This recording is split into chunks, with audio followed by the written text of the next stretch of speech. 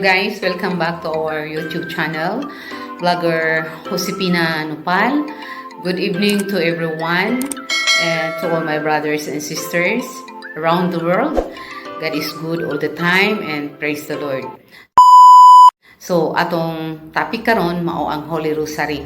So, kaganina mga alas 5, gi-consecrate sa Immaculate Heart of Mary ang duha ka nasod nga Russia ug ang Ukraine nga karon adunay conflict or nagira. So gi-consecrate kini sa mga ni Santo Papa uban sa tanang mga bishop sa tibuok kalibutan, sa mga kaparian ug giawhag usab kitang mga membro nga sa pag-ampo sa o makiga uban kita sa consecration. So ang rosary, unsa gining rosary, no? Unsa may buot ipasabot ni ini. O Maria, Rayna sa Pilipinas, panalipdi kami sa mga katalagman. Aga ka kami ngadto sa man luluwas, si Kristo nga anak mo ug ang among kagawasan. Rosary. So ang rosary makita ba gyud ni nato sa Bible, ang Pray the Holy Rosary? So dili gyud nato na siya makita. Mawita na nga daghang nag-ingon sa tuang ang ato kunong pag-ampo nagabalik-balik. Nga wala magyud kuno na sa Biblia. Yes, wa gyud na sa Biblia. Pero sure nga ang Biblia ang pulong sa Dios anaa panahon sa pagrosaryo nato. Panahon sa pag-recite nato sa Holy Rosary, ang pulong sa Biblia anaa sa santos nga rosaryo. Mao na nga ang santos nga rosaryo usa-usab kini ka weapon nga lig-on kaayo nga prayer kay dinhi napildi ang devil. Napildi siya sa pagkatao ni Jesus Christ nga wala gid siya kabantay, no? So ang Holy Rosary ang ipasabot ni ini usa kini ka chain sa roses, mga bulak nga rose ug mga rose of prayer. Usad ay kini ka bulak nga rose nga pag-ampo, no? Ug mo tell us about the life of Christ ug sa iyang inahan nga si Mama Mary diha sa simbahan. Nga gani matag October nagasaulog kita for the whole month of Rosary. So dinha makita nato ang kinabuhi ni Kristo ug kinabuhi ni Mama Mary. Ug dinha usab ang atong mga pag-ampo sa beads nga sumpay-sumpay, no? Sumpay ang atong pag-ampo.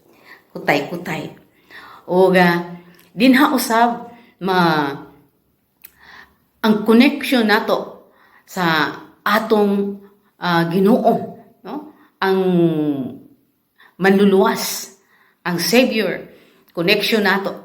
Nga dunad itay connection ana once mag-rosary ta. Sunod, usa kini kada kung pamalandong nga makatabang kini kanato sa pagpamalandong ni Kristo sa iyang gugma ngadto sa katawhan ug sa iyang pinaagi sa iyang inahan nga si Mama Mary nga iyang pinakamahal, no? Nga gihigugma niya pag-ayo ang inahan. So nasayod kita nga si Jesus Christ dili gyud makadili ni Mama Mary. Sa panahon sa kasal sa Kana, ingon si Mama Mary, Jesus, wala nay bino ang kinasal. So miingon si Jesus, babay, dili pa nimo panahon. Apan bisan pa og miingon siya, babay, dili pa nimo panahon, tungod kay si Mama Mary gasugo gamando, wa siya kadili. So gihimo niyang pinaka the best wine nga mao nang kanta, no? Nga wine nga makahatag na tuog kinabuhi nga Dios nun. So ang dinha makita ang dakong gugma ni Jesus Christ sa katawhan pinaagi ni Mama Mary. Ug si Mama Mary usab gibilin gyud na sa simbahan. Sa diha sa tiilan sa cross, miingon si Jesus, babay, tan-awa ang imong anak. At that time, God, si Jesus Christ, na nag-ingon, anak, tan-awa ang imong inahan. So doon na gyud tay inahan sa simbahan. nga si Mama Mary ug naapod tay amahan nga mao si Joseph. Ug naa pa gani gyud tay apuhan nga si San Joaquin ug si Santa Ana. Kompleto ta na tay apuhan at tay ginikanan sa simbahan. Ug ato gyud nang girespeto si Mama Mary. Dili si Mama Mary labaw sa Dios, kundi tungod kay inahan siya sa Dios, pinili siya. O gani diha sa Biblia makita nato nga miingon ang anghel nga ang gahom sa Dios magpabilin kanimo hangtod sa kahangturan. So ang gahom sa Dios magpabilin tungod kay ang gamhanan nga anak ang prinsipe sa kalinaw diha sa iyang sabakan. Mo kana nga ang Holy Rosary most weapon na. Kun doon naman gani mga deadly weapon karon nga gipanghimo tungod sa pagdumot og sa vengeance, revenge.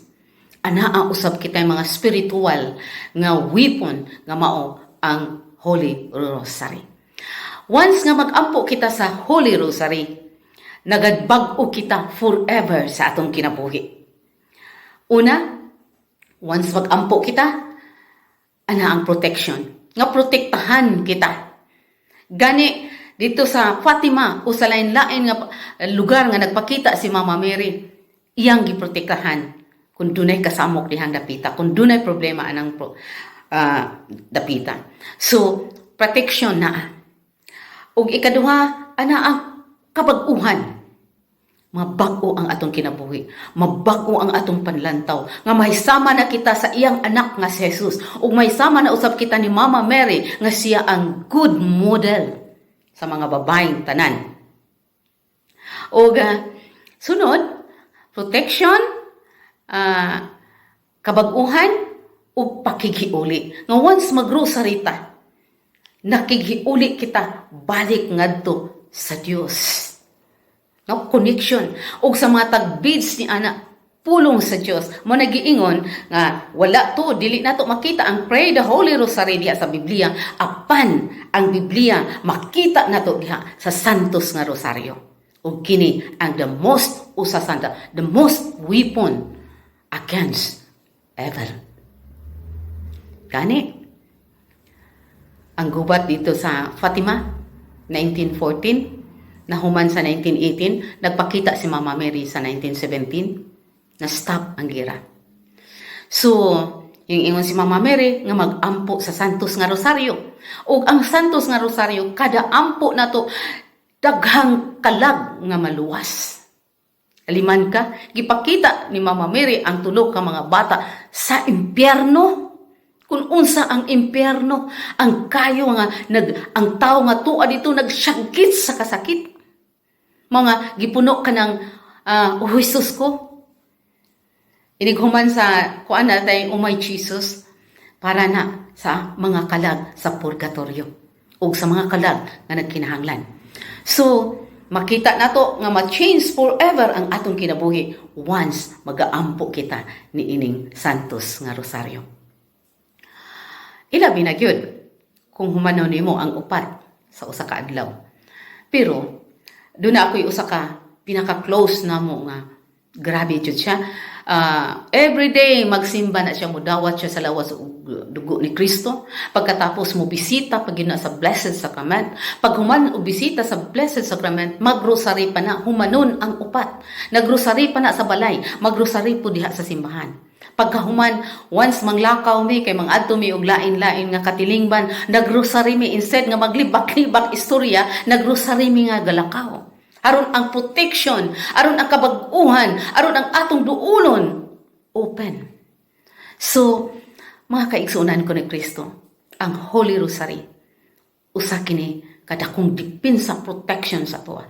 Ilabi na gyud karon nga nagahulga-hulga na. Doon na ako'y nakita nga YouTube nga nangandam na ang Pilipinas kay mo invasion na pod ang musulong na pod ang usa ka lugar, no?